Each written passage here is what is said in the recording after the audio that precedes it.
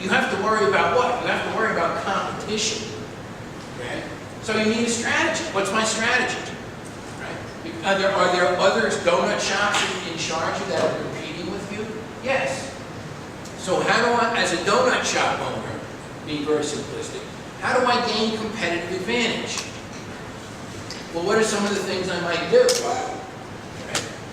What would, if you owned a donut shop and you wanted to attract more customers than your competition, what's the easiest thing to do? Yeah. That's good. And you know what that's called in strategy? Differentiation. Differentiation is just a derivative of the word different. So I'm going to make my product different than my competitors. Okay? So you're exactly right. So I'm going to make different types of flavors in my donuts that my competitors don't, and hope, even if it's more expensive, okay, maybe I'm going to make a bigger donut, okay, than my competitors, hoping that my customers will pay more than they would at my competitor simply because of the differentiation preference. Okay? And you build up customer loyalty. What's another way to attract more people? Huh? Quality? Yeah. Well, yeah. Maybe my donuts are very high quality. Service. You're missing the big one. Price. Yeah. I lower my prices. I'm going to sell my donuts cheaper than the competition. Okay? All of those are competitive advantage strategies. And you're going to see that word over and over and over in our slides, competitive advantage. And competitive advantage can be attained, doesn't matter whether you're a multinational corporation or a donut shop owner. Okay? Competitive advantage is, the strategy around competitive advantage is, how do I gain an advantage over my competitors? Through strategy. And what kind of strategies am I going to use? I'm going to be the low-cost producer of donuts. I'm going to have differentiated donuts. Okay? I'm going to have better quality donuts. I'm going to provide better service. Maybe I'm going to be open 24 hours a day where my owners only are open 12 hours a day. Okay? That could be a competitive advantage. Everybody got the idea? So all of those different elements are strategies, competitive advantage strategies. So that's what we're going to be talking about, but on a much bigger scale. Everybody with me? Yeah, to know the market details and everything about the market and how to use ideas. That's all part of it, yeah. Yeah, marketing, as a matter of fact, it's good that you brought that up, because marketing is one of the bigger highlights you see in these materials. They often refer to marketing, because you have to look at not just marketing your product or service, but how much market share do you have, or opening new markets in different places in the world, or increasing market share, okay, and so on. So yeah, marketing is a big factor when it comes to strategy, because that basically guides what you're going to do. Okay, here we go. So, the topics in our course, today we're going to look at an introduction to strategic management. Topic 2 is the external environment. And when you think of a company, any company, we always look at two factors, an internal environment and an external environment. Anybody ever do a SWOT analysis? SWOT analysis are based on the concept of internal and external environment. Okay? What part of a SWOT analysis, for those of you who know what they are, is the internal side? Strengths and weaknesses. What's external? Opportunities and threats. That's your SWOT analysis, right? So, when we talk about external environment, that's what we're looking at. And we're going to look at it from a couple of different viewpoints. But if you're familiar with the SWOT analysis, it's external environment is external environment. So an external environment is anything that impacts a company, what the company really can't control, is part of the external environment. Things like economy, competitors, customers, stockholders, government regulation, political factors, okay? Environmental factors. All the things that impact what I do as a business that I have no control over. Suppliers. Okay? So that's part of the external environment. Internal environment is kind of small. The only thing I do control, employees, process, procedures.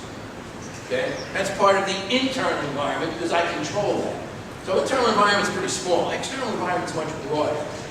So in chapter 2, we'll look at external environment, and it's usually the external environment factors normally are what drives our strategy. What's our competitor doing? What's our suppliers doing? Okay? What's the government doing? Right? In 3, we'll analyze the entire organization. In 4, we'll look at how do we create that competitive advantage that we keep talking about. And then we're going to look at different levels of strategy. We're going to look at the business level of strategy. We're going to look at the corporate level of strategy. And we're also going to look at something called the network level. Okay, network level. Who do we network with? Okay, we'll look at that. We'll do a little bit about organization design. We'll look at some global strategies for those that are involved in globalization or multinational corporations. And chapter 10 is strategy, control, and implementation. So that's pretty much our whole course. Okay? All right, thank you very much. We'll see you. So, topic 1. Introduction. So we're going to look at, what is strategy? We're going to have to define it. So, how does strategic management create competitive advantage and improve employee performance? So what's competitive advantage and employee performance? Theories of strategic management. What would any MBA course be without the theories? Okay? Everybody's favorite. How many people love theories? I don't either. But unfortunately, we have to cover them because they're part of your material. So in our other courses that we had together, we learned about leadership theories, we learned about motivational theories, and now we're going to study a few strategic theories. Not too many though. There's not quite as many in this program as in previous programs. We'll also look at something called corporate governance. Anybody know what that is? It's tied to ethics. Okay. Most organizations have some kind of a rudimentary ethical program. Ethics, okay? Rights and wrongs. Some companies have values. What's that? Code of conduct. Code of conduct, yeah. Sometimes they call it code of conduct. It's ethics. Common bonds, yeah. Yeah, the right things to do. How to operate as a business, how to act as an employee, and so on and so on and so on. Well, when you get to the broader view, okay, it's now called corporate governance. So corporate governance takes value systems, it takes the company's values, the company's philosophies, the codes of conduct, ethics, and they kind of group it all together into something called corporate governance. Corporate governance came out of a variety of different big scandals in the business world years ago. The biggest one was Enron. Anybody remember anything about Enron? Enron was a big power company in the United States, and their income statement showed they were doing fantastic. They were making all kinds of money. The CEO from Enron was having employee meetings encouraging their employees to buy Enron stock because look at our numbers, it's just going up. You're all going to be wealthy one day. And what he wasn't telling them was they were keeping a separate set of books where they were actually flat broke. So all the employees that invested in Enron stock, many of them lost their life savings because they went bankrupt. Okay? And it was such a horrible scandal, and there were so many people impacted. They really made, I think the gentleman's name, it wasn't so much of a gentleman, the guy's name was Ken Lay. He was the CEO. They made such a major issue out of this in the United States. It was the driving force between two things. One was legislation called Sarbanes-Oxley, or SOX, which was legislation that really controlled financial reporting procedures. Okay? No longer were large organizations now allowed to control their own financial reporting. They had to have an independent contractor come in, okay, and basically back up their financial reporting so that there was more transparency. In fact, the word transparency came out of this Companies need to be more transparent. Okay? So, and from that sprung corporate governance. Okay? Wide area. We'll talk about it later. But it's a series of values, ethics, mixed together with governmental control and regulations. Okay? And it's worldwide. It's not just in the United States or in the UK.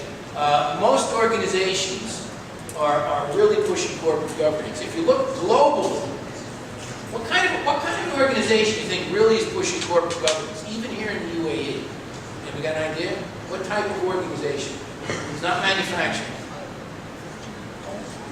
Banking. Okay. Why banking? Because it's a financial institution. So banking really is setting the stage for corporate governance, but it's spreading throughout manufacturing as well. So we'll look at that. From governance, of course, you have governing boards, or sometimes called boards of directors. That's a governing board. We'll look a little bit at that. I don't want to spend a lot of time on it. There's quite a bit of it in your book. Probably too much in your book. Okay? I mean, it's good to know, but I think they go into a little bit too much detail on governing boards. But you have to remember this: the data that's in your book is Australian-based. Everything here has kind of an Australian flavor. Are there any Australians in here? I just want to make sure because I don't insult them. Then we're going to look at integration. And integration, okay, means coming together of values, mission, and vision. Very important. Because now we're moving into the strategic side of things. Values, mission, and vision. And then we'll look at business performance measurement tools. How do we measure business performance? Okay. And there's a couple of different things they do. There's actually a lot of measurement tools. We're not going to look at all of them. And I'm not being critical of the program, but a couple of things that I've noticed in this program is very heavy. Not just in the strategy side, it's very heavy in the economics side. Okay, if you ever see economics, it seems to be very, very heavily weighted in economics. So I've tried to kind of flatten that out a little bit. So, I mean, this is not an economics course, right? And I don't think you want to take economics. This kind of student. So, what is strategic management? Your book, or your textbook rather, says the process of thinking strategically, setting objectives for the organization, setting objectives, planning and implementing the necessary changes to accomplish those objectives, and then measuring the outcome. So that's pretty simplistic, okay? If I set an objective, it's the same as setting a goal, okay? Goal. Don't get confused with the word goal and objective, because technically they mean the same thing, right? Objectives are usually subsets of goals in some circles. But for our purposes, goals and objectives for this are kind of the same. So a company sets goals or objectives, then they have to plan and implement the changes necessary to accomplish those things. And then they want to measure the outcome. Why do we measure the outcome? Because we don't know if the strategy is successful until we measure the results. Once we measure, then we can go back and adjust the strategy. Does that make sense? Yeah. Okay. Next definition. We have 2 slides of definition. Strategic management is the art and science of formulating or creating, implementing, and evaluating cross-functional decisions that will enable an organization to achieve its objectives. Strategic management involves the systematic identification of specifying the firm's objectives, there it is again, nurturing policies and strategies to achieve these objectives, acquiring and making available resources to implement the policy and strategy to achieve the firm's objectives. So here we see another factor, resources. If we want to implement a strategy, we have to make sure the resources are there. Okay? And when we talk about resources, okay, I'm talking about not human resources, but resources. What are resources? Resources can be people, resources can be physical equipment and assets. And what's the third link of resources? Budget, money. That's what we need. And lastly, strategic management therefore integrates the activities of the various functional sections of a business, such as marketing, sales, production, to achieve organizational goals. So, we talk about the functional level, okay? We have the strategic level or corporate level, then we have the functional level. Functional level are the people that make it happen, okay? The functional level, sometimes called the tactical level, right? Marketing, sales, IT, research and development, operations, those are the functional levels of a business. Later on, in one of our chapters, we'll talk about how strategy kind of cascades down. You start with the corporate level strategy, then you have the business level strategy. Business level strategy would be at the division level, and then the functional level is the third link down. Functional is the people that have to make it happen. Okay? And then you get into network strategy. Right? We'll look at all that. This slide is not in your book. In fact, it's not in any of our textbook or material, but I use this slide in other training, and I really like it because it kind of brings home the whole idea of strategic planning. Okay? So there's really 4 steps when I'm looking at strategy. So you think of strategy is out there, okay? But before I can strategize out there, I have to look at back here. Meaning, where was I as a company? A year ago, 2 years ago, 3 years ago, I was over here. So, where was I then? Where am I now? And the strategy is, where do I want to go? Does that make sense? Okay. So, where we were, it's a common strategic plan thing. Anytime you're writing a strategy or creating a strategy, this is basically your outline. Where were we? Where are we now? And where do we want to be? Where do we want to go? Anybody want to guess what the 4th step is? The how.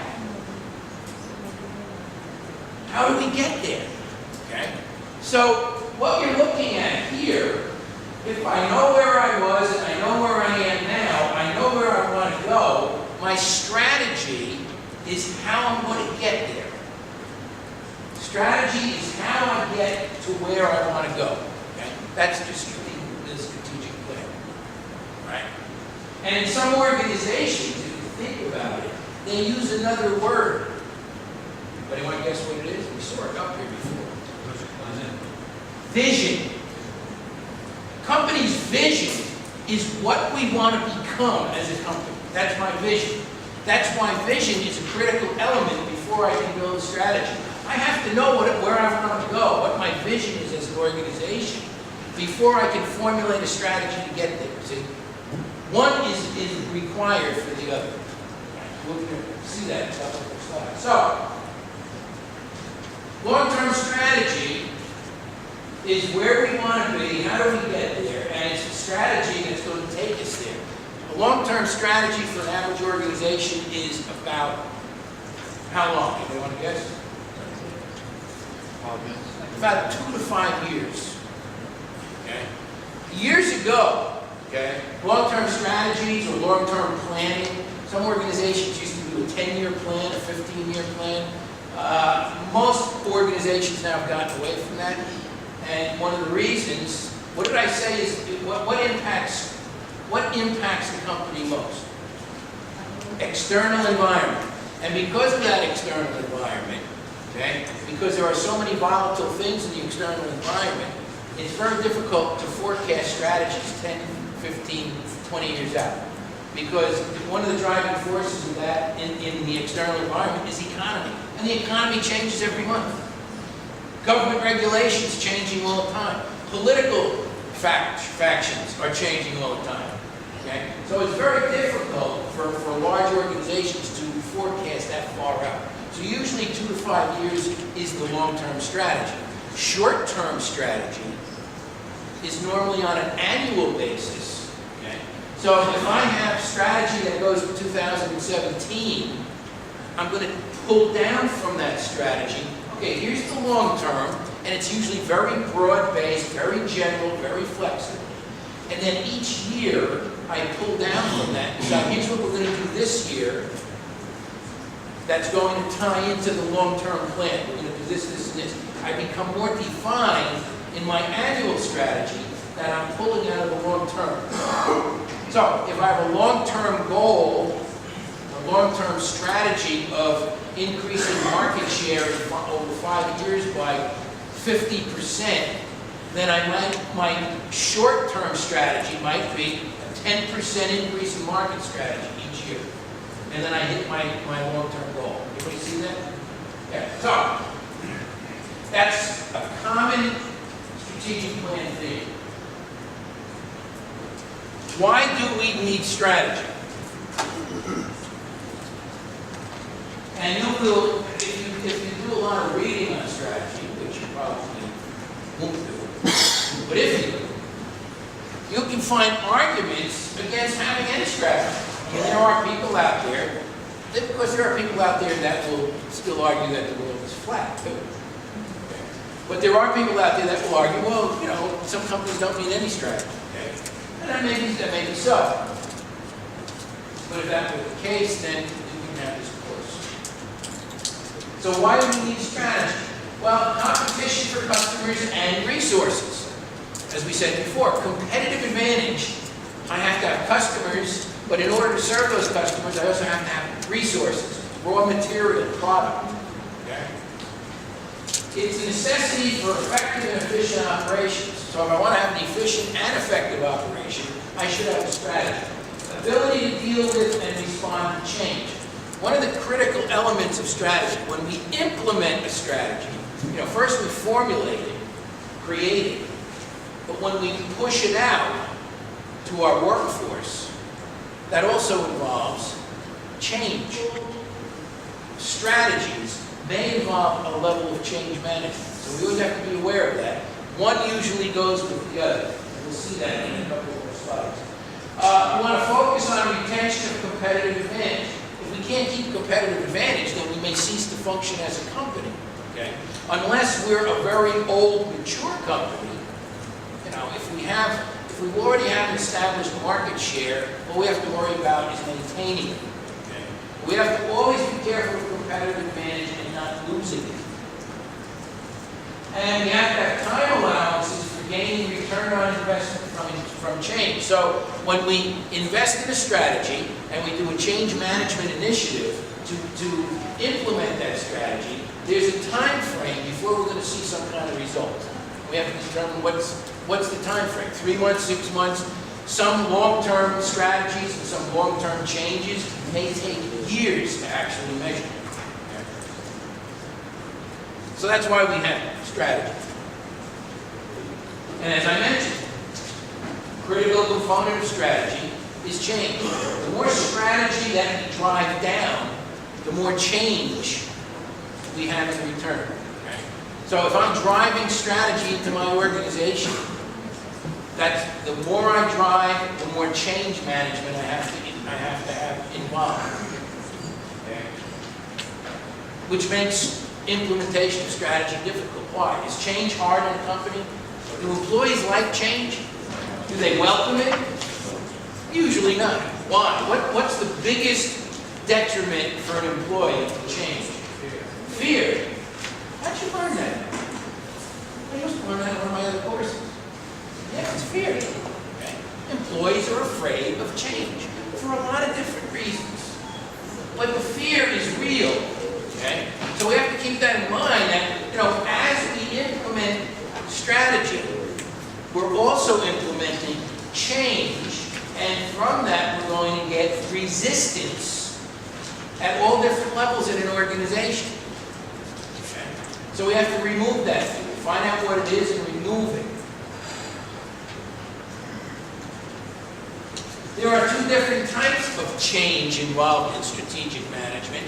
One is planned and one is emergent.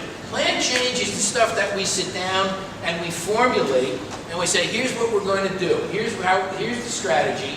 Here's the change initiative we're going to push down. Emergent change is what comes later, okay? Things we didn't plan in advance. Usually emergent change happens in the lower level of our company, okay? Plan change usually comes from above and is pushed down. Emergent change usually happens below and actually gets pushed up.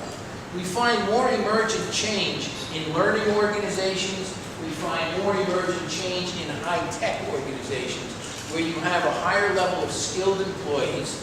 Skilled employees, even in the lower levels, are normally given more self-direction and autonomy to implement change themselves and to push it up. Okay? So, two different types, planned and emergent, and we'll see that again later as well. Do I have any, yes. So, planned change is premeditated and a deliberate course of action. Emergent is unplanned.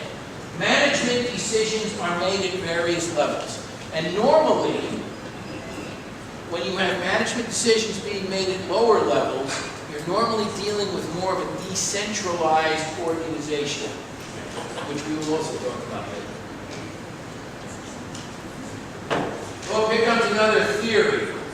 Mr. Mintzberg, we've had him before. Mintzberg's 5 P's for strategy.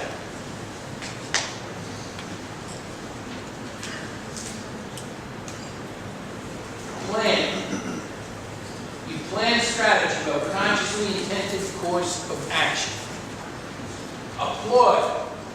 Part of your strategy has to be a ploy strategy, meaning ploy means specific maneuver to outsmart your opponents. How do I gain competitive advantage? Well, just the word competitive. I have to do something with my competitors. And what am I doing? I have to outsmart them. I have to come up with some kind of a strategy, okay, that's going to outsmart my competitors and get their customers to come to me. The pattern, that's a pattern in a stream of actions. So, your strategy has to follow a logical stream, a logical pattern. And then Mintzberg came out with position. Position in relation to the organization's environment. So, what is my position internally and externally in my environment? Internally is, how am I fixed with resources internally? Especially employees. Are my employees skilled? Okay? Do I have high-level employees? Do I have issues with employees? Do I have the policies that are going to be favorable to pushing my strategy? Okay? And then I also have to look at the external environment. Perspective is the organization's shared mindset. So what kind of a culture do we have? Do we have a culture or a mindset in our organization that will support strategic initiatives? If they support strategic initiatives, they have to support change. Do we have that mindset? Or are our employees deathly afraid of change? If they're deathly afraid of change, we have to find out why they're afraid and change that mindset. And if you think about it, and I've said this in every course I've taught so far, what group of employees are the most critical in any organization? What group? How about managers? Managers are the driving force for most strategy and most change process. Okay? Managers have to have a really good feel for who their employees are, all right, and what makes them tick. And when we're trying to have a shared mindset, we have to depend a lot on our managers to push that. Okay? They're a critical component.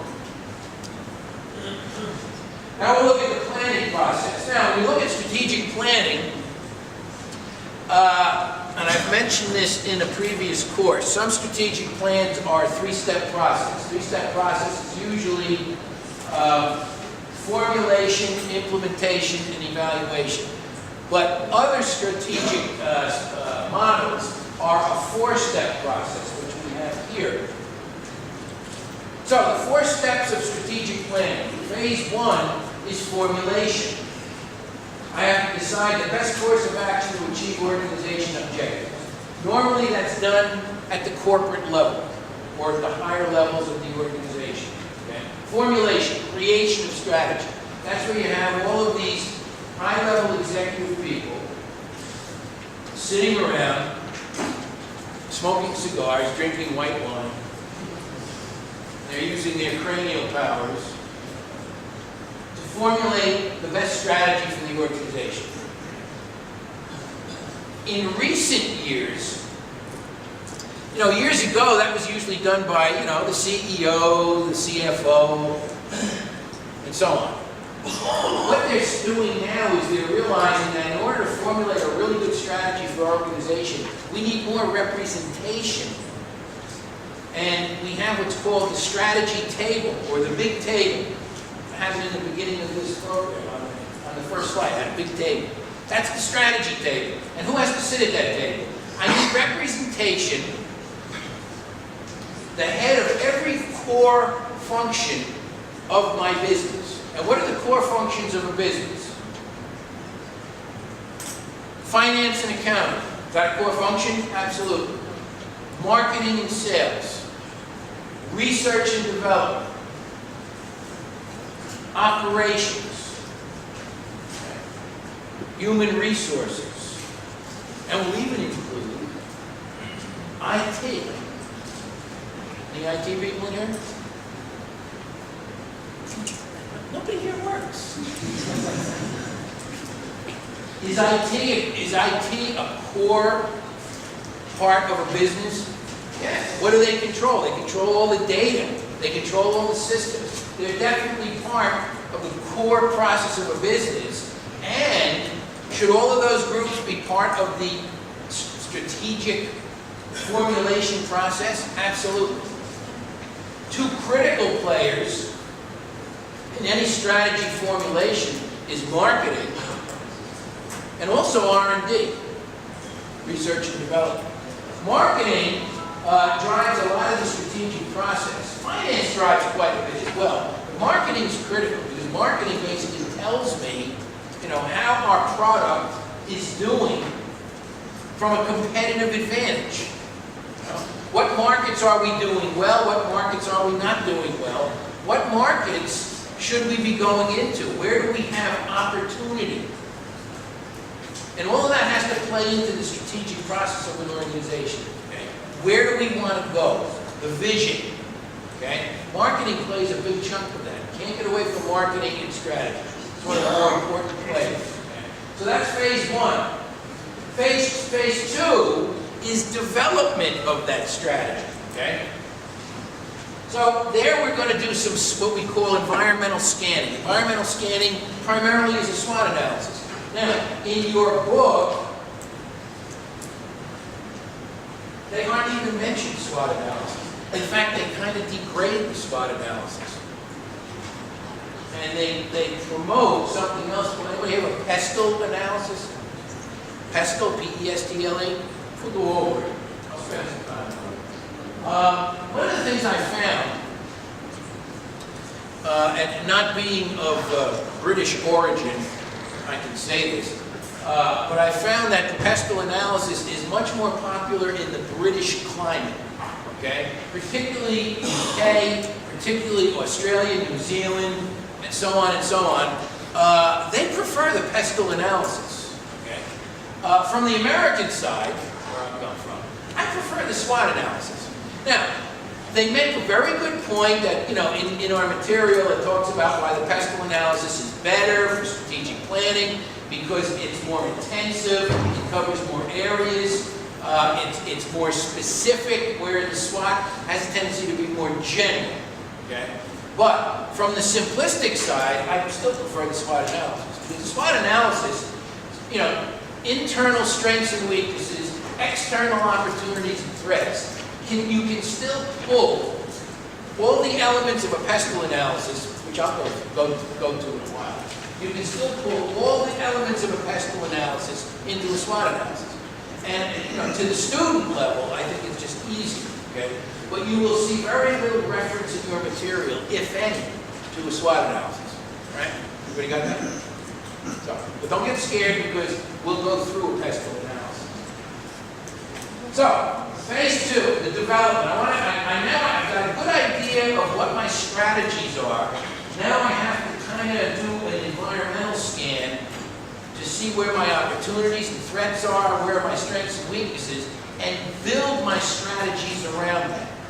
Okay? So, my strategy externally should take advantage of opportunities.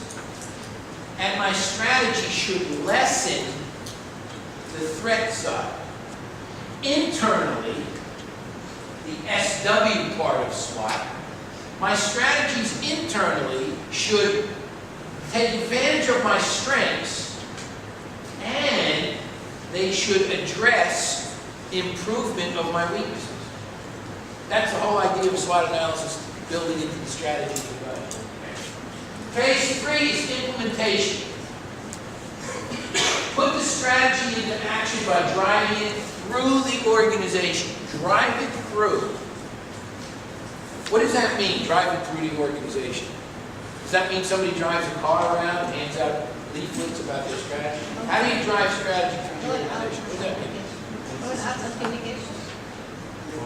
mean? Top to down, yeah, top down. How about middle managers? Do they need to be involved in that process? Learning the strategy? Really? Okay. Regular employees? Okay. How about the janitor? Does he need to know the strategy? No? Loaded question. How about the T-boy? No, they need to know the structure. Huh? Every person in the organization has to know the structure. You are correct. Why? Why does every person in the organization need to know the strategy? Because, yeah, if everybody has objectives that they have to perform, those objectives need to tie back all the way up back to the original strategy. Okay? There's a word for that. It's called alignment. If you have everybody in the organization, from the CEO all the way down to the janitor, going in the right direction, okay, what's the right direction? It's out there. It's that vision. I don't want people going this way, this way. I certainly don't want people going back. Okay? That's part of the vision. Every person in the organization has to be involved in the implementation process. Nobody is exempt. Now, there's a common thought. In fact, I had an argument with a CEO of a major food retailer here in the Emirates. He kind of took the position that, you know, we don't really need to have objectives for all our people, just for the senior people. We don't have to drive our strategy down to the lower level people, because the lower level people, you know, these are just people that, you know, we bring in from different countries. You know, all they do is stock shelves. All they do is cashiers. What do they need objectives for? What do they need to know the company strategy for? And I'm looking at this guy who's a CEO, okay? And I said to him, why wouldn't you want to have objectives for your cashiers? And what would they do? I said, well, you could build objectives around, like, customer service. You could build objectives around accuracy of handling cash, okay? And why wouldn't you want your cashiers, your stock people, and so on, to be involved in the overall organizational strategy? If you have everybody moving in that direction, it's a whole lot easier to get there, right? Now I'm going to give you my short case study on this. I think the other night I did it later in the class, but I'll do it now. And now's a good time. We've already established the fact that strategy, when we implement it, it has to be driven through the whole organization. If everybody isn't involved, it isn't going to work, okay? We can't have people doing things every day that don't tie into some kind of an alignment with the whole organization. Years ago, that's the way companies worked. Everybody was going in a different direction. Companies had money to burn. They had money to throw away. We don't have that anymore. With global competition, okay, we have to be as efficient as possible. And in order to maintain that efficiency, we have to make sure that everybody, one, understands what their job is, what their job tasks and duties